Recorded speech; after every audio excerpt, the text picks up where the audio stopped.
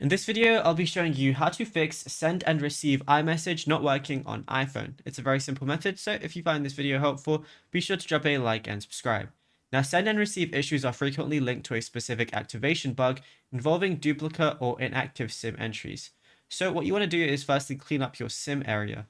So go over to your settings application, then go over to mobile service or cellular, whatever it says for you, and look for any inactive SIMs. If there are any inactive SIMs, just go ahead and delete them. Make sure they are off and make sure your primary SIM with your main phone number is toggled on. Then we want to go ahead and go back.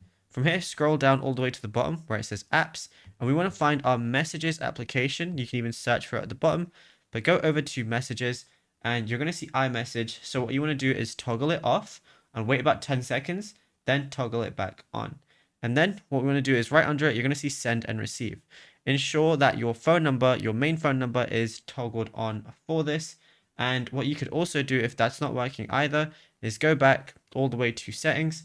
And then from here, what we want to do is go over to general and then scroll down. You're going to see transfer or reset iPhone. Click on that and then click on reset and then reset your network settings, and that should definitely fix it if the other ones didn't. But if you found this video helpful, be sure to drop a like and subscribe. And also be sure to check out all our other tutorials that we've been posting on the channel as well, because there is a lot to go through and you might find something you didn't know about yet.